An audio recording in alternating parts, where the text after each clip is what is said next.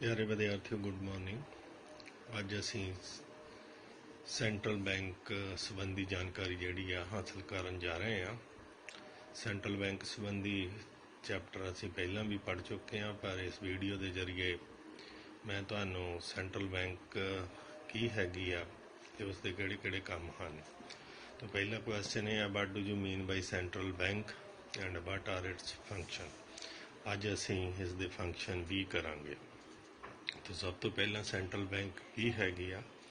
Central bank is an apex body that control, operate, regulate and direct the entire banking and monetary structure of the country.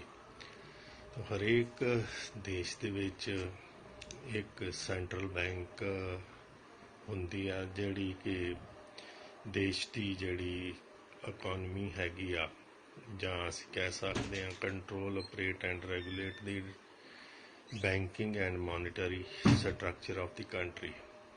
तो banking ਤੇ monetary structure ਜਿਹੜਾ ਹੈਗਾ ਕਿਸੇ ਵੀ ਦੇਸ਼ ਦਾ ਉਸਨੂੰ control ਕਰਨ ਦੇ ਲਈ ਸੈਂਟਰਲ ਬੈਂਕ ਜਿਹੜੀ ਹੈਗੀ ਆ ਪਲੇ ਐਨ ਇੰਪੋਰਟੈਂਟ ਰੋਲ।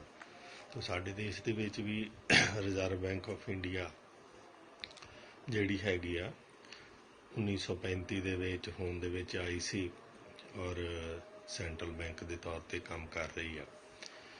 ये बैंक किहड़े काम करती हैगी आ साडे देश के लिए। पहला काम हैगा टू इशू करंसी नोट। तो सेंट्रल बैंक जिहड़ी हैगी आ इहदे कोल मोनोपली हैगी आ कि जिन्ने भी साडे देश दे विच करंसी नोट हैं इशू किए जाते 1 रुपए के नोट तो इलावा 2 रुपए तो लैके 2000 रुपए के नोट तक इन्हां सारिਆਂ ਨੂੰ इशू करना जिहड़ा हैगा ਜਾਂ जारी करन दा काम जिहड़ा हैगा वो सेंट्रल बैंक ही करदी हैगी आ।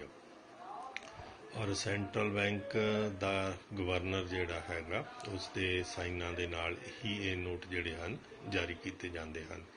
1 रुपए का नोट जिहड़ा हैगा गवर्नमेंट ऑफ इंडिया के फिनांस सैकटरी वालों जारी किया जाता, पर बाकी जिन्ने भी नोट हैं वो सेंट्रल बैंक वालों ही जारी किए जाते। इस करके इसकी मोनोपली हैगी, होर कोई बैंक जिहड़ी आ करंसी नोट जारी नहीं कर सकती।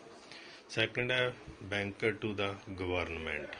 सेंट्रल बैंक जिहड़ी हैगी आ गवर्नमेंट दे लई बैंकर दा काम करदी हैगी आ। It play an important role.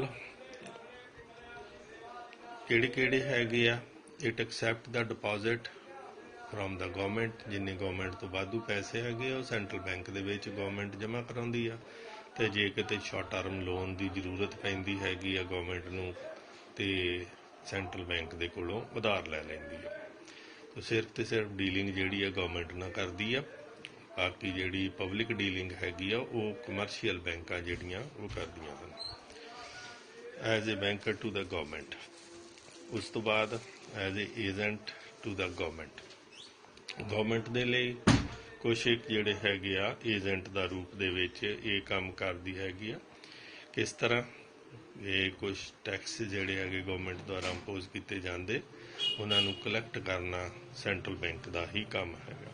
As a financial adviser to the government.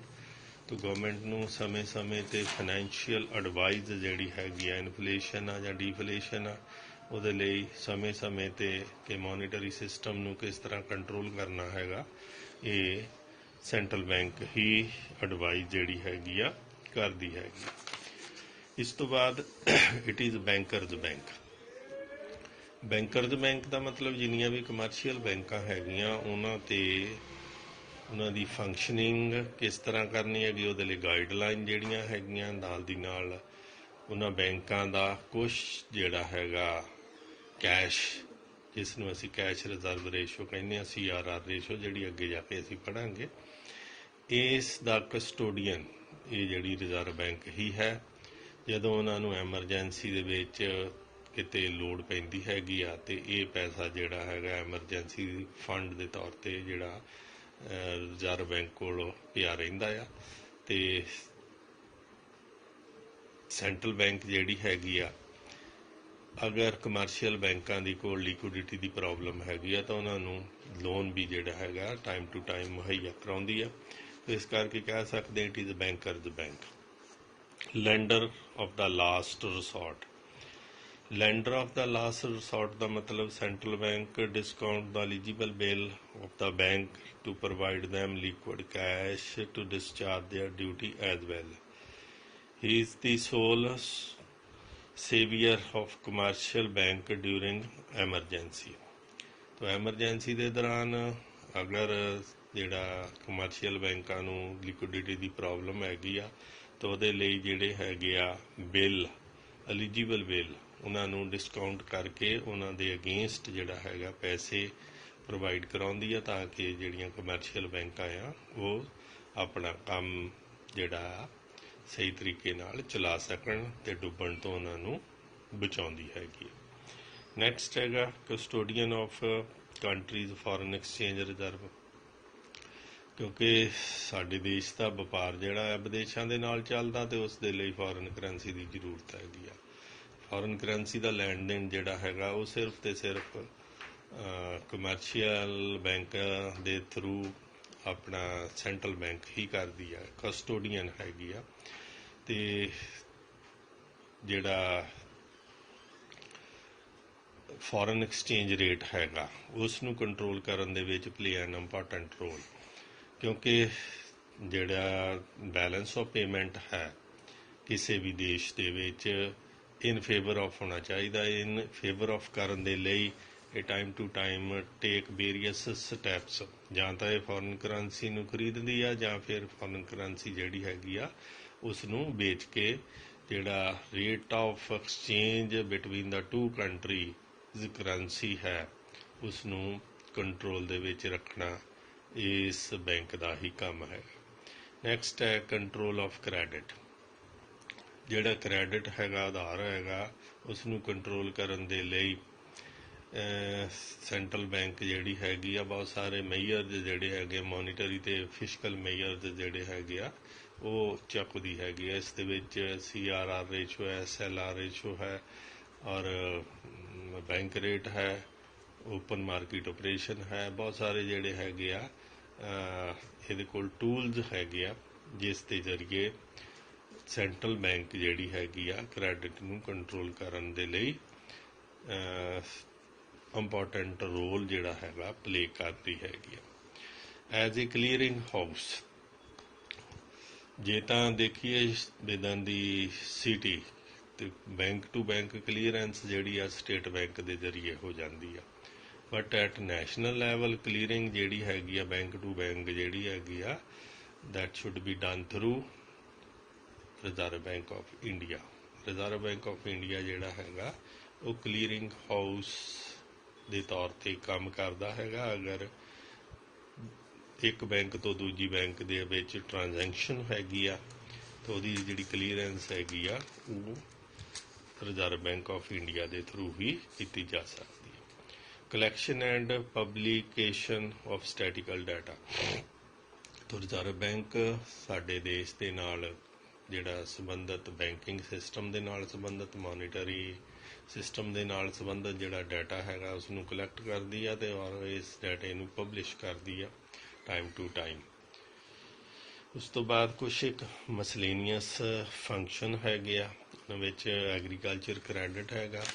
Agriculture credit ਦੇ ਲਈ ਇਹ ਪਾਲਿਸੀ ਜਿਹੜੀ ਹੈਗੀ ਆ ਉਹ ਤਿਆਰ ਕਰਦੀ ਹੈਗੀ ਆ ਕਿ ਕਿਸਾਨਾਂ ਨੂੰ, ਕਿਉਂਕਿ ਸਾਡਾ ਦੇਸ਼ ਜਿਹੜਾ ਹੈ ਖੇਤੀ ਪ੍ਰਧਾਨ ਦੇਸ਼ ਹੈ, ਤਾਂ ਕਿਸਾਨਾਂ ਨੂੰ ਸਮੇਂ-ਸਮੇਂ 'ਤੇ ਕਿਸ ਰੇਟ 'ਤੇ ਜਿਹੜਾ ਬੈਂਕਾਂ ਜਿਹੜੀਆਂ ਕਮਰਸ਼ੀਅਲ ਉਹ ਕਰਜ਼ੇ ਦੇਣ, ਕਿੰਨਾ ਕਰਜ਼ਾ ਜਿਹੜਾ ਕਿਸਾਨ ਲੈ ਸਕਦੇ ਹੈਗੇ ਆ, ਉਸ ਦੇ ਲਈ ਪਾਲਿਸੀ ਜਿਹੜੀ ਆ that is to be ਫਾਰਮੂਲੇਟਡ by the reserve bank of India. ਇਸੇ ਤਰ੍ਹਾਂ ਇੰਡਸਟਰੀਅਲ ਕ੍ਰੈਡਿਟ ਆ, ਇੰਡਸਟਰੀ ਨੂੰ ਬੜਾਵਾ ਦੇਣ ਦੇ ਲਈ ਲੋਨ ਜਿਹੜੇ ਹੈਗੇ ਆ ਦਿੱਤੇ ਜਾਂਦੇ, ਉਹਦੇ ਲਈ ਰੇਟ ਆਫ ਇੰਟਰਸਟ ਕਿੰਨਾ ਹੋਣਾ ਚਾਹੀਦਾ ਸ਼ਾਰਟ ਟਰਮ ਲੋਨ ਅਤੇ ਲੌਂਗ ਟਰਮ ਲੋਨ ਦੇ ਲਈ।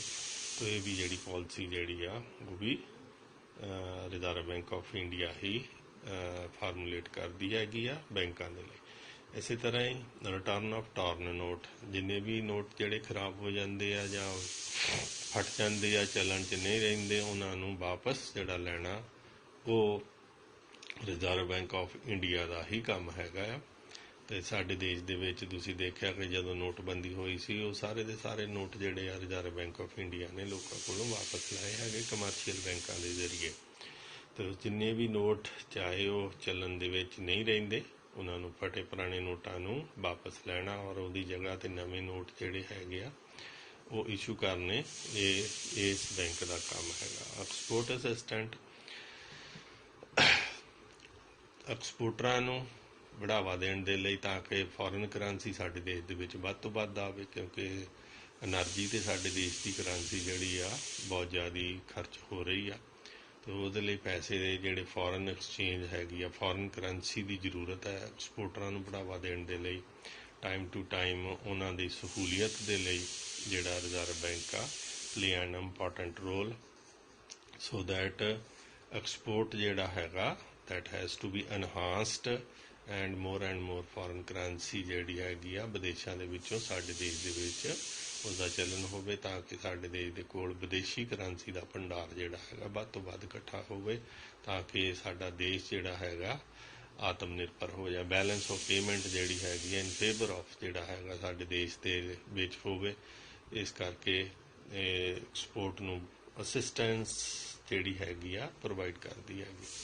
तो ये सीगे कुछ काम जिहड़े central bank time to time करदी हैगी आ, तो इस चैप्टर नूं हुण ध्यान दे नाल पढ़ना है, क्योंकि असीं दूजी वारी कर रहे हैं। नाल दी नाल इस जिहड़ा टॉपिक नूं कापी ते भी लिखना हैगा। वीडियो नूं एक जां दो बारी सुणन तो बाद ही जिहड़े हैगे आ पॉइंट उन्हां नूं चंगी तरह पढ़ो ते उन्हां नूं लर्न करो। Thank you and have a nice day.